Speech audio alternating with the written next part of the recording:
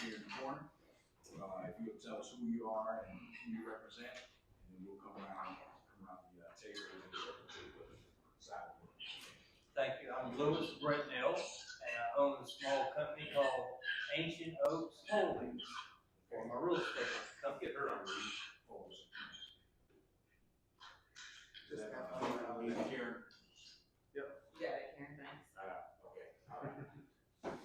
I'm sorry, you're saying you're with Louis Britnell with Ancient Oak Holdings. We need you to mute when you're not speaking, please. Thank you. Bob. Bob Steed, I'm with Southeastern Development, and I own Augusta Development Consulting. John Manson, attorney for the land bank. Ryan Downs, Land Bank Board. Liz Owens, News 12. Carla Delaney, Planning and Development. Scott Roundtree, Vice Chair of the Land Bank, Director of the Tax Assessors. Chris Johnson, Tax Commissioner and Chairman of the Best Georgia Land. Kelsey Lucius, I just a local restaurant owner. Charles Williams, Tax Commissioner's Office. I'm Kyle Widener, I'm with the Beaman Group Real Estate. Sean Edwards, Land Bank Authority. Kimar Jones, Living Authority. Terry Mack, the Cali Foundation. Master Alexis, Cali Foundation. Excellent, excellent. Well, welcome to you all to it's June already. June Land Bank Authority meeting. For the board members should have received meeting minutes from the last meeting. And if you have not had an opportunity to look over those, please now, please, sir, take a few moments and look over those meeting minutes from May 1st. And then I'll take a recommendation from the floor as far as the meeting is concerned.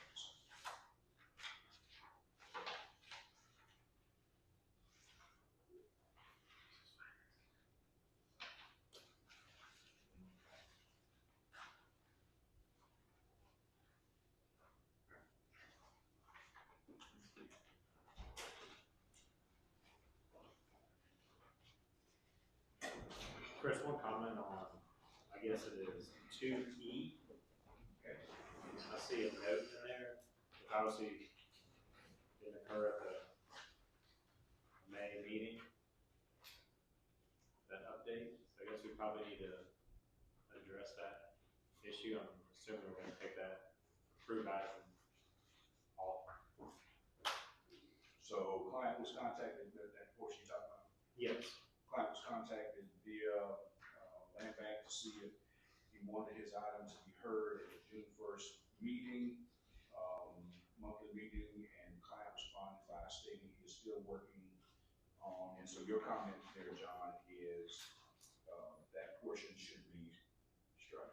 Yeah, I don't think that's part of it. It wasn't part of the actual meeting minutes. That comment occurred after the meeting. Correct. Okay. So the actual action was to forward the item to a future meeting. Right, so I think today, which it's not on the agenda, but we'll just let it go until he comes back and has to be put on the agenda. Okay, got it. Anything else? Anyone? Motion to approve with the recommended edit. Second? I second the motion. Motion has been made by Scott Roundtree and properly seconded by Chris Johnson to accept the meeting minutes from the May 1st Land Bank meeting with the removal of the item mentioned for item 2E, the update on 2E being removed. All in favor, aye? Aye. Opposed, nay. Make sure we have Karen if we want to hear her. Is this yours? She said aye. Okay, got it. Thank you. Okay, moving on to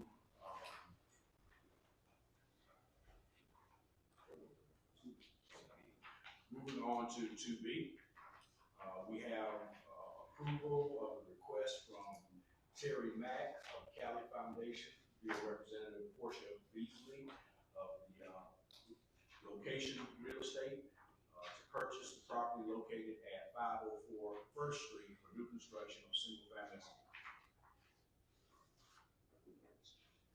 Hey, Portia. How you Good, doing? how about you? I'm well, I'm well. Want to Hi, tell us a little bit everybody. about this one? I absolutely do. Okay, good afternoon, everybody. I'm Portia Beasley. So yes, Miss Terry Mack is looking to purchase 504 First Avenue.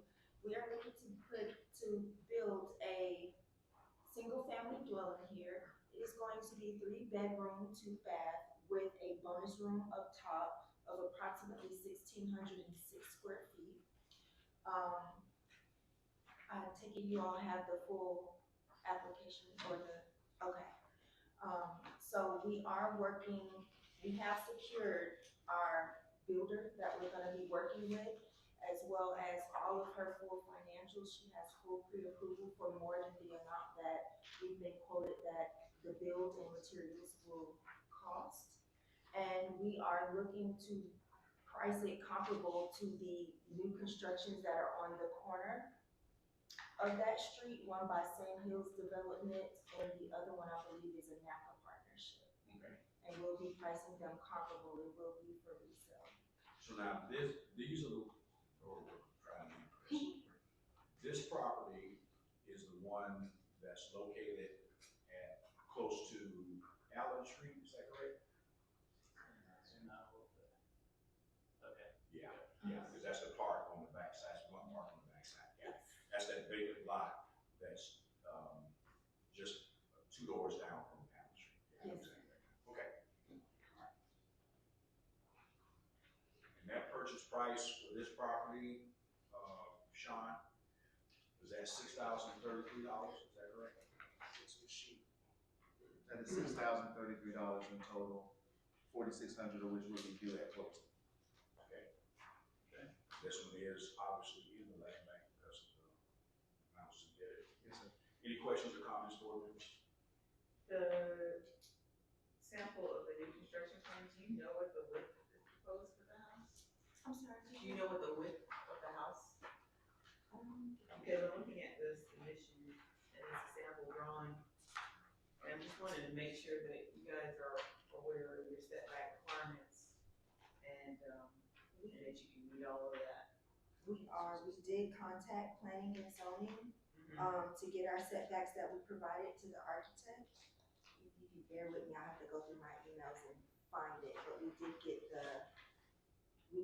those documents from, or those parameters from planning and zoning.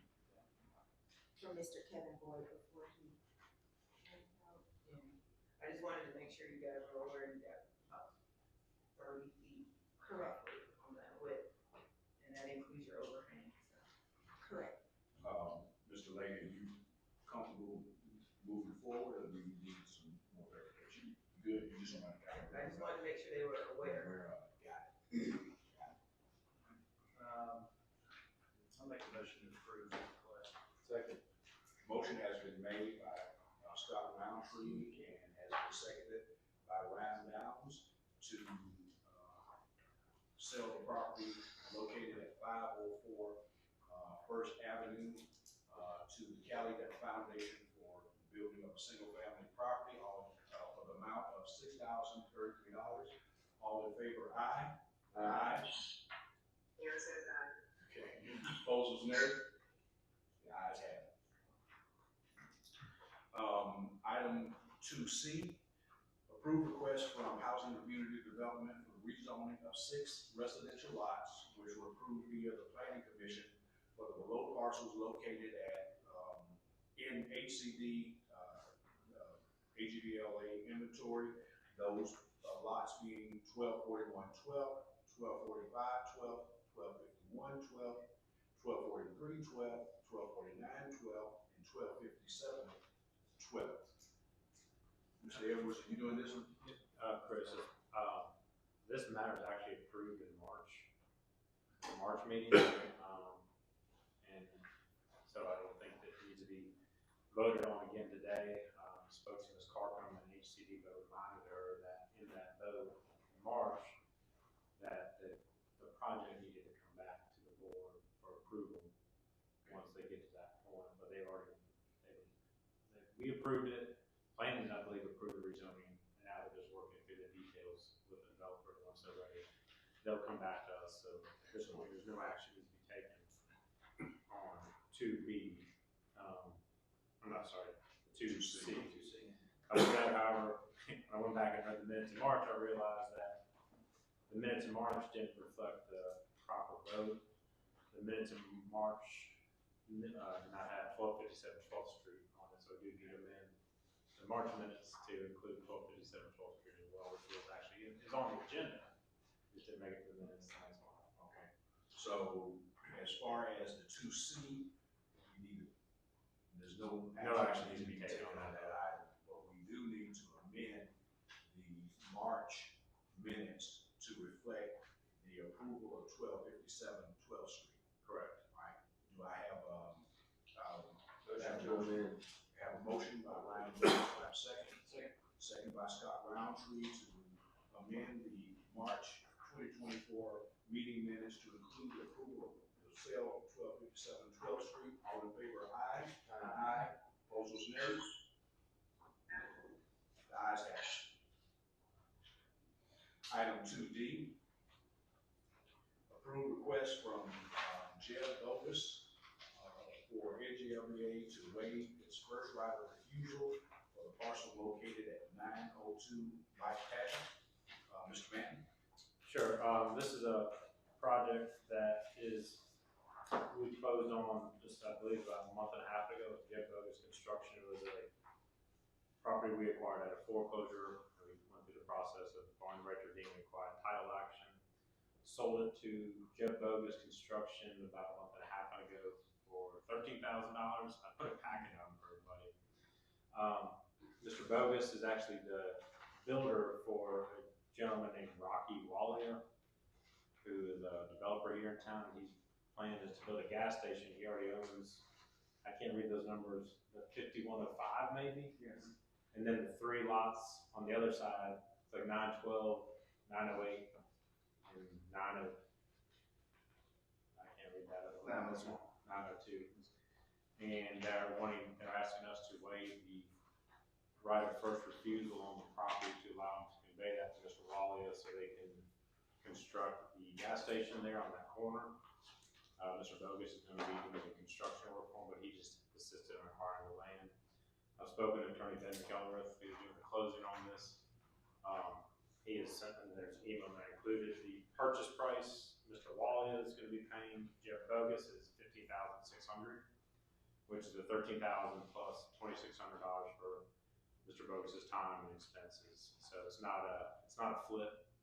It's not a double our money on this project. And I'm just asking for approval from the board to waive the right of first refusal so they can convey that to Mr. Wallia to proceed with the project. Any questions? Questions, Mr. Approved? I've got a quick question. Similar to the other, when we sell some land, will there be any teeth and that survive if they don't move forward with the contract, does it come back in place? Yes, we can make that part of it, put a clause in that we can send to Mr. McCullough next day to sign. I can ask them to do that. And I guess that should be balanced with the desire to even get that back. Because it's a property that you would potentially have any use for in the future. I certainly don't think it's in our realm of redevelopment or rehabilitation. It is outside of areas where we have focus, that is correct. Well, so let me ask this question. I think that's a great question, Scott. If this were one of the ones that we had in a floodplain, I'm like, okay, we don't want that. This one is not in a floodplain. It is buildable. So the question is, and I'm asking you as the director, would we want that property back if for some reason, would we want the clawback on this property? You have a clawback in place for all parcels so that you have uniformity. If you elect to waive a clawback in this instance, since you've already sold the property once, that would be up to the board. All right, so I have We can include the fallback. It doesn't always mean we have to enforce it or Let me just explain, to me, there's a difference between owning a piece of property that has carry costs and overhead yes. and just a ROFR. No, it was that. There's some value, it's just an option. Yeah, it was that So question. if they're willing to give it, let's just say, hey, Yeah. whatever the terms are, 24 months, or if you don't move forward, just give it back? There's some properties that I would just love people to get, and I would want it back regardless. But for consistency's sake, and the mere fact that this is something that could be sold again, I think that is the right thing to do, make sure we have that clawback. All right, that's in place. I have a motion from, Scott to approve that, waiver, waiving the right of first, refusal. Do I have a second? We have to include an additional right of first refusal with the new. For the land bank, or words, put the clawback. Correct, with the new purchaser. Okay, you want to amend your Amended motion to approve with the clawback of the subsequent buyer of the property. Perfect. have a second? Second. Motion has been made by Scott Roundtree and seconded by Ryan Downs to waive the first right of refusal, to Jeff Bogus for the property located at 902 Mike Paget with the added clawback added, so that the land bank will still get that, project if something should go awry. All in favor, aye? Aye. Opposers, nay? All right, the ayes have it. Okay, item 2E, approve request from Portia Beasley of Greco Investments for land bank's assistance with foreclosure and or purchase of parcels located or listed below for single-family homes. Those properties include 922 Carey Street, 1229 Hopkins Street, 1240 Hopkins Street, 1244 Dugas Street, 1238 Hopkins Street, and 1030 13th Street. The only one that is located in the land bank inventory is 922, is that correct?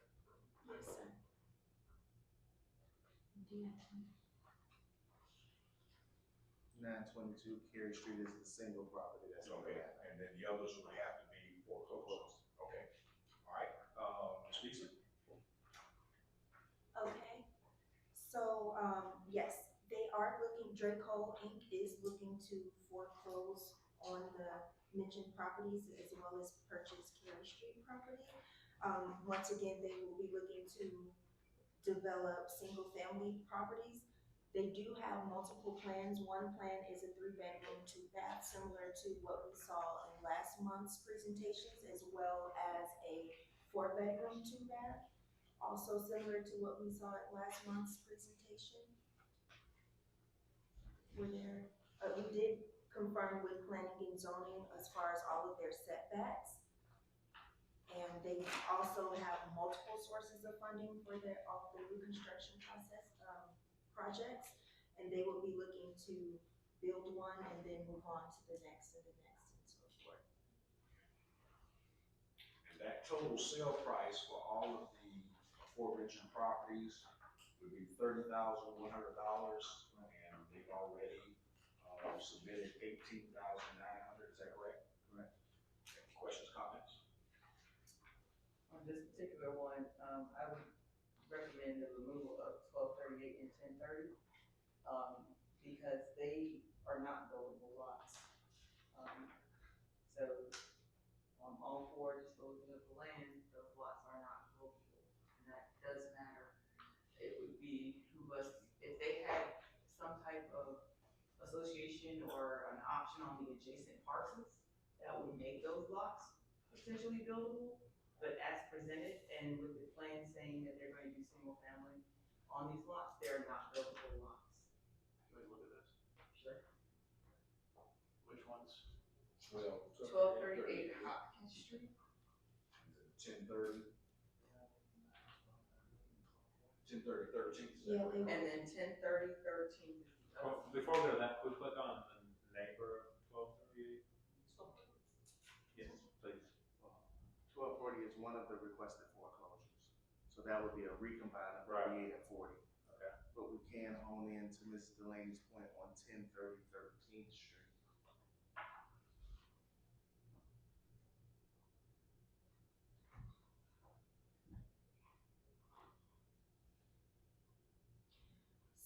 So for that lot, we would be requesting obviously some variance because they do have a specific plan. I'm not sure if you've ever seen row homes. That would definitely fit the lot with setbacks. It'd just be taller than it is wide. It'd be tall and deep.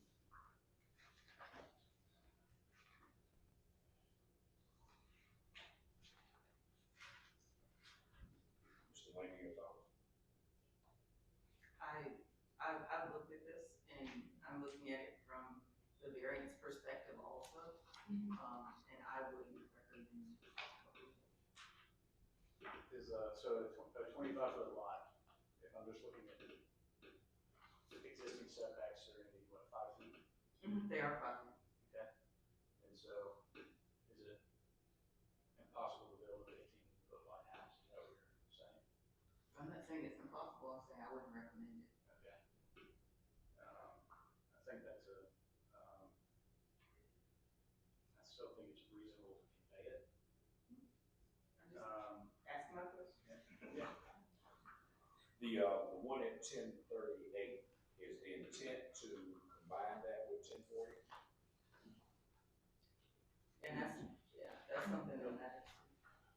To the chairman's question, no, sir, if you look in your packet, God knows how many pages deep, but in this one, I'm looking at the design that is the 15-foot wide, 2-story with the one single car garage parking. So the intention for that lot, of course, the developer would have to go to the planning department, planning commission, planning committee, and full commission.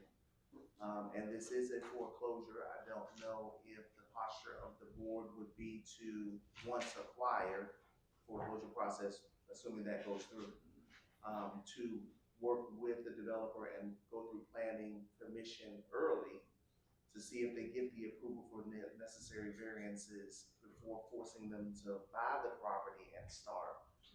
Today, there's nothing we can do because the land bank is not the owner, the developer is not the owner. So the board has to make a decision as to whether or not non-conforming, privately owned tax delinquent lots are ones that we want to try to sell. Because there are dozens of 25-foot lots out there that are tax delinquent and overgrown and blighted, but there is no guarantee we can make, scratch that, there's no guarantee you can make as a board that planning commission will approve them being able to build it out. So what would be the consequence to the builder if, based on Mr. Laney's recommendation, we send 1030, 13, and 1038 occupants back to help with, to get with planning on seeing if there's some way to get that approved, and go ahead and accepting the ones that we know will work now, the other 4. 1038 Hopkins, being that the developer's intention is to recombine that with, not 10, 1238 Hopkins, with the intention of recombining that with 1240 gives you space. The one that's an issue is this one off of 13th Street. There is nothing that staff, the board, or the planning department can do to guarantee the investor anything, because that's going before planning commission. So why it's would easy. why would I as the tax commissioner take that through? Why would I take that to sale to give them something that they may not be able to take it out of the hands of another owner, give them something they may not be able to build? Why would you recommend that? As the tax commissioner, you're getting a responsible taxpayer because you got a tax delinquent property right now. And it's a blighted structure, so that's a relief on environmental services and service phone calls. There's no taxes being collected today. As a body, you are taking the chance that the planning commission, with support from the planning department, hearing this on the front end, will turn that into a buildable lot. As is, it is what it is. And it's just kind of that gap. We have no control as staff, investor, tax commissioner, or board to know what that planning commission is gonna do. If they don't give them the ability to build on it, it stays as it is today, a non-conforming blighted lot. One more question. Yes, sir. Going back to 1238 and 1240. Yep. The question originally was, do they plan to combine 1238 and 1240? That is correct for those There's two. 2 plans. Yeah, so this is the only one that's an issue. I misunderstood. Okay. And, also, if I may add, we did, and I know, even though we did check with planning and zoning and sent over the plan, for them to look at, I understand that does not circumvent us having to still go through the appropriate process, so let me start by stating that, but we did send it through planning and zoning and then sent over the concept of the 15-foot wide, what I like to call road home, but the 15-foot wide plan, and it did still fit, it's just this very slim home. We know we'd still have to get it. Motion to approve. Second. I have a question. Yes, ma'am. So, just for clarity, when we do the foreclosures, or pursue the foreclosures, does the applicant prepay those foreclosure fees? And they're not refundable?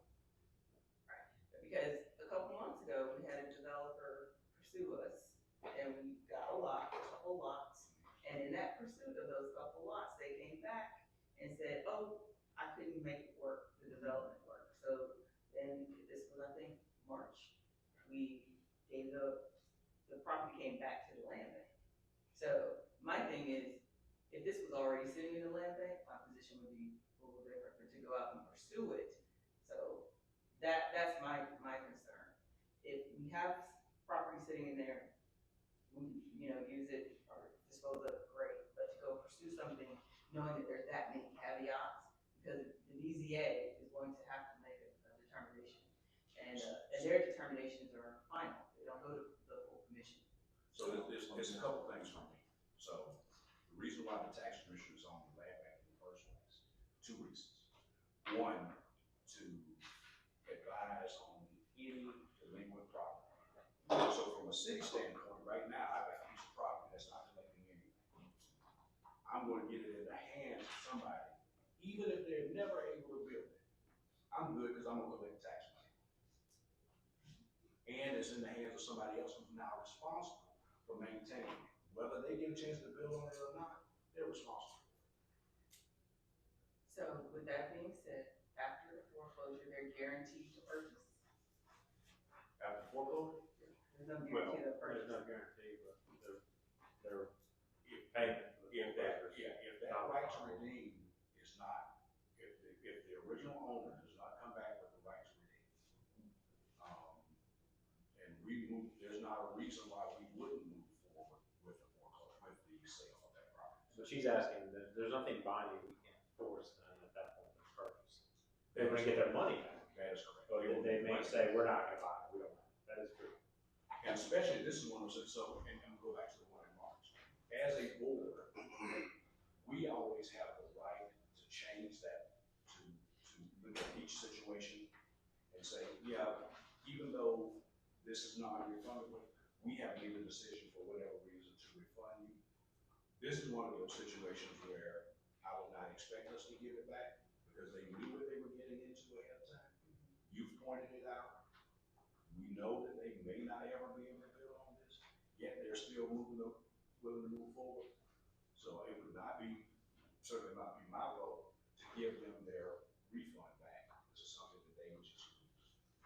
But again, I'm just, pointing out the obvious for me, because in turn, we end up trying to make something fit. When we know at the front end, that there's a lot of problems or challenges, so, that's my. So, and I keep looking at you this week because I know you hear the conversations. Uh-huh. You know all the consequences before we I'm move conveying. forward. I'm actually conveying that right now. One of the members of Draco is listening in right now. And so right now we are specifically discussing the fact that there are some challenges that are possibly deemed we may not be able to overcome them. So if the land bank board approves us to purchase it and it does foreclose, and then we do not get approval through planning in the commission to move forward with our 15-foot wide plan, we will not, I repeat, we will not get reimbursed for the funds paid to foreclose it. However, we also would not be forced to move forward with the purchase. So we are not guaranteed that we're gonna get approval to build the 15-foot plan. So Russian roulette, yes or no? Got 30 seconds. Yes, we got 30 seconds for you to speak, Andre. My quick question is, we've emailed zoning and planning, and we gave them a preliminary site plan, which they approved and said was okay. Is there something else that we should have done? And I'm asking for future references to make sure that when we come to you, we have all of our ducks in a row and we don't have the same scenario.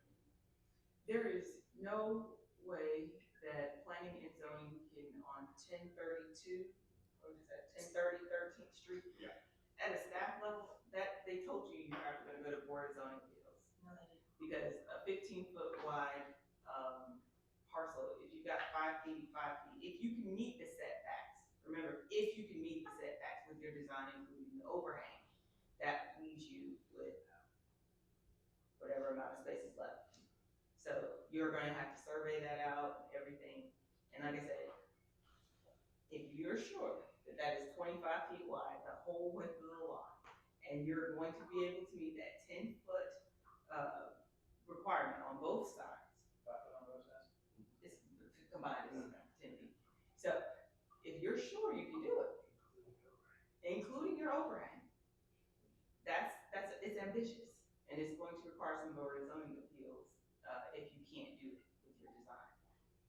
So I want to clarify that if their building site plan meets the current setbacks, there's no requirement to go to the board of zoning appeals. if they're not their building site plan, if the structure has to fit on the lot within those setbacks. Okay. So that would be staff approval. No, if they don't meet it, then it's board of zoning appeals. If they can meet it with the survey and everything, and then the plot plan, yes, that would be. So just want to be crystal clear on that. Yes, ma'am, I appreciate that. Thank you so much, and we'll make sure that, we sit within the boundaries and the setbacks that are for that lot. So that is a I yes. completely That understand. is a yes. Is that a yes? Move That is a forward. yes. Okay. All right, motion to approve. Do I have a second? Second. Motion has been made by Chris Johnson and properly seconded by Scott Roundtree to move forward with the sale of 922 Carey Street and the foreclosure of 1229, 1240, 1244, 1238 Hopkins Street, as well as 1244 Dugas and 1030 13th Street, for Draco Investments, for the price of $30,100. All in favor, aye? Aye. Opposers, nay? Nay. Ayes have it. Item 2F. Approve request from Portia Beasley of Location Realty on behalf of Draco Investments for the purchase of property located at 930 Diagnac Street for new construction of multifamily residence. Ms. Beasley. Me again. Same developer here with Draco Inc. So yes, they are looking to purchase this wide. This one already has the 50-foot wide. And so we do, once again, it will be similar single-family building plan. There are possibly some other hopes of, seeing what could be done, but right now their plan is a single-family dwelling. It definitely fits within the parameters that are already there as far as zoning goes. And as we've just now gotten approval for 922 Carey, they will have other footprints on this block. Now, you just said single family and the request says multifamily. Tell me the difference. So there were some questions, however, the actual application does say single family, and the reason why the multifamily is even a thought is because there are some other multifamilies that are close by. However, they do know that there will be some other steps they would have to jump through first to see how they can have that lot conform to be able to meet that multifamily criteria. criteria. So they just wanted to be completely transparent to say, you know, if they were able to meet all of the requirements, they would love to do multifamily. However, as it is currently zoned, they have the single family plan designed and ready to go. If So, those dreams were not met by so Mr. Mann, design. we sell this property to the investor as a single family, for a single family residence. Right. They purchase it under those, under that guise, and then they decide and get the approval to do multifamily. Is there anything, any responsibility to or from the land bank on that? Yeah, so the contract would call for construction of single family residences. That would be part of the first right of refusal, so if they were to come back and do multifamily, They have to come back. they'd have to come back and get approval from the land bank board to adopt. Do you understand that? I do. So, the attorney just let us know that the way it's written right now, the way our contract will be written, is that we will be building a single family. However, if we were later approved through planning and zoning to do multifamily, we would have to return back to the land bank to essentially get approval to build something different than what we've written down in the contract. Would the land bank have any opposition to us doing multifamily? Won't know As it. there's two lots next to the corner. Can't tell you the answer to that. We may not even have the same members at that time. So I won't give you an answer to that, not because I don't want to, but we don't even know that the members would be. Yes, sir. Yes, sir. No problem. We can cross that bridge when we get there. At minimum, we will be, can build these single family residences. Again, as Portia mentioned, there are townhouses, right behind that particular lot. Understood. We would love to do townhouses, but if we can't, we completely understand. Our main mission and goal is to try to revitalize that downtown Augusta area. It's a question for Ms. Beasley, and if the ambition is townhomes, would those still be for resale? He was Yes, resale. resale, yes, sir. Okay, so in my mind, that's still single family residential. John? He was saying that they would like to pursue townhome development for resale. And townhome is single family. Yeah. And I think to the co-chair's point, and I understand this was not asked of me, so I apologize for interjecting. We're seeing new construction under 4 units, all for sale, and so it's not a difference of single family versus multifamily in that respect, but it is a difference of attached versus detached. And so I don't know if that warrants a change. Again, we're asking to discuss it, we don't know what their project is, so I think it's kind of premature for us to speculate on. Yeah. What they may try to get approved or what they're thinking, so at this point, I would just ask them to keep it a single family, if they wanna come back, they can come back. Yes, and to Sean's point, it will be detached versus non-detached, not multifamily in the sense of 4 units, a 4 unit and under. It will be single family townhomes. They would just be attached. So to me, I'm looking at it, regardless of, it says R1C is the zoning, if I'm not mistaken. And they can do a special exception to allow for townhomes and things like that, but that's jumping the gun. This property is sitting in the land bank, they wanna do single family. I would make a motion to approve, and not put a bunch of conditions on it to come back.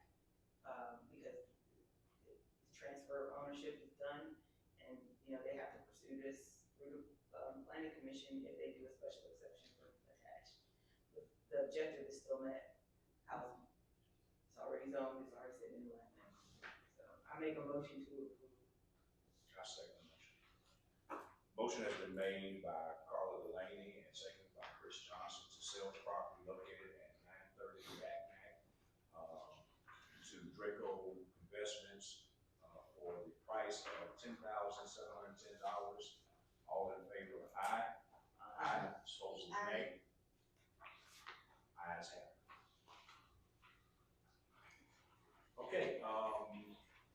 Mr. Minton, the update on foreclosures and donations. Sure, sent out an email earlier, we just completed, got approval for 9 foreclosures. 2 taxes were paid prior to the hearing, so that's always a good thing as well.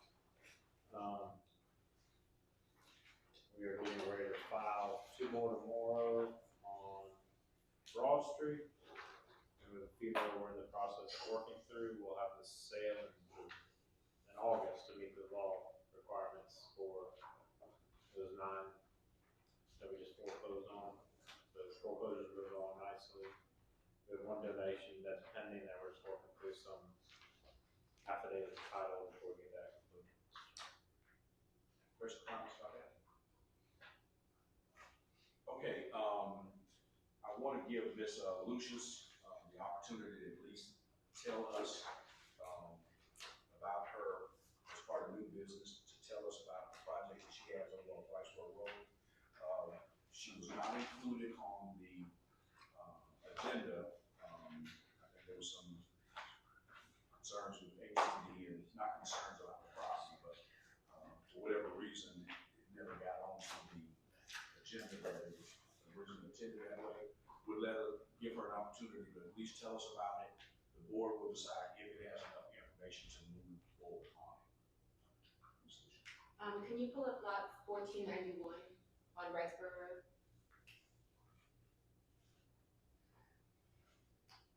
I opened Salty Tomatoes Cafe in Beacon Station apartment buildings in October of last year, right across the street there at the dimple in the building.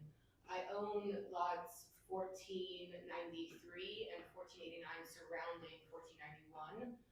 Looking at the map, 1495 is also appealing. I was just hoping the back and forth with, I'm not sure of the other committee or I was speaking with Ms. Shanna. I'm not sure of the other committee, I believe, has the ownership, or I'm not sure what the legal terms would be called, but they have been wanting to make this a green space. And there are a lot of students that are in this area. I took it upon myself to grade the area and have it gravel just because we were having a lot of issues with drainage and a lot of cars getting stuck there because it's just an empty lot that people are parking in just because it's empty, and there's been no care or anything for the lots. Since I took ownership of 1489 by the church, at least cars aren't getting stuck anymore, and there's some gravel and ability to get in and out better. So I was just hoping to figure out how to get added to the agenda either next month or figure out how to move forward with purchasing the center lot. Mr. Edwards, let me ask this question. This particular lot in question, is this owned by Housing and Community Development? Yes, sir. That's what the issue is. Okay, so that's why it's not on the agenda. Right. Is because even though it is stored in the land bank, it is under the control of Housing and Community Development. And we can't move forward until they give an approval that it can be sold, because it is their property. Understood. That we hold it. So it would have to go through Shanna in order, she would have to give the approval for that to be sold, and then ask for us to put it on July's agenda. But that's why it hadn't moved forward, because we don't have the authority to move forward with that until they let us know that they're willing to sell it. Is it more likely to be approved for sale if we present a housing proposal? That part I couldn't tell you, because I'm not sure what if any intentions Housing and Community Development has for that particular property. Can we pre-approve it if they approve it, or do we have to wait till they approve it? I would wait on theirs. I would wait on theirs. I'm sorry, what did you say you would like to do with the lot? Currently, as I had the cafe across the street, it was just going to be used for overflow parking because Beacon Station or cafe parking, because Beacon Station doesn't have a public parking lot. So we were having a lot of issues with people finding the business, getting to the business, and then parking. As of right now, my business has since closed. I'm focusing on my bakery in Evans and my restaurant in Aiken. This location just unfortunately didn't take off, and I'm hoping to sell the lots as one to someone interested in making it a housing development, whether it's townhomes or I think it's going to be townhomes.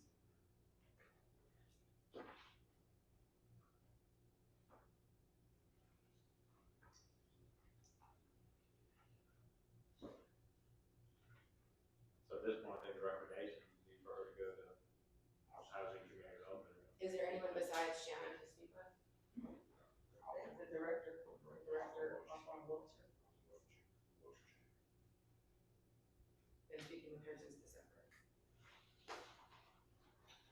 All right, do we have, Mr. Edwards, is there any other business, anything you would like to? Yes, sir, just one, a request of personnel committee. With a conversation with Attorney Manton today, there's a need for a change in the application. And personnel committee currently handles policy changes as well, which includes our SOPs, applications, all those docs. An approval done by the board last month now has landed to a point where we're gonna have to end up doing a refund. It was just of held funds, but we need to make a change to the application to kind of get ahead of things of that nature and have some type of acknowledgement line signed off on by applicants of where break points need to be for non-refundable fees. That's stated when we talk to clients, but it needs to literally be in the application. And does this need to come before personnel first? The way our policies read, personnel reviews policies and procedures. So I don't know if the personnel committee needs to actually meet or just review the revised document and make a recommendation to the board to accept it. Okay, so just have Bernard send out an email to Lauren, Scott, and myself. Okay. And we'll get that out. Hopefully have it done, so we have it on next month's agenda. Thanks, sir. Oh, I'm sorry. Yes, sir. One other item, the board does need to make a decision about its next monthly meeting, being that falls July 3rd, with the holiday being on July 4th. So you will need to decide if you will have a July meeting on a later date or leaving it at all. So this is for my board members, those of you who vacation and go leave a little early. We want to keep it that first week, but we want to move it back, find another date. And we'll certainly have, we'll ask Mr. Jones to send out a alternate date request. So, I know I ain't going nowhere, so I'm good, but We get on the third. get on the third. I won't be in town, I can join remotely. Okay, but you had that look like you were going to do something about it. I tell you what, Mr. Mark, you'll just send that out, and then we'll make an announcement after. Get a chance to poll Lauren and Karen as well as, what about Mr.? That's it. Mrs. Dobbs? Yeah, Keith, yes, yes. Anything else? Just an acknowledgement, sir. Yes. I'm sure the board is visibly able to see that Lisa is not with us. She is out on personal leave, and that will go easily through August, potentially into September. Immediately thereafter, she'll officially be retired. Official dates coming from Human Resources October 1st. The reign of Ms. Williams soon will be coming to an end. She's been a valued employee, and of course, we'll make sure that we get notice out to y'all for something that we want to do with her before her retirement. But I do not anticipate that you will see her at another board meeting. I understand. For those of you who don't know, the original two members of the land bank, John Manton and Lisa, they're the two that have been with the land bank from its inception for the most part. And so we see that Ms. Williams, first of all, we pray that her surgery has gone well. Indeed, I spoke with her this morning. And so, ladies and gentlemen, we'll certainly keep her in your prayers. John has not expressed his intent to go anywhere, because that would make me the next most tempted. I shouldn't do that. But we certainly, again, will keep Ms. Williams in our prayers and have something planned for her before her actual retirement occurs. Also, if y'all will keep my family in prayer, my mother-in-law passed on Thursday. We'll have a funeral this Saturday in Columbia. All right, if there's nothing else, you ladies and gentlemen have a good day, and meeting is adjourned.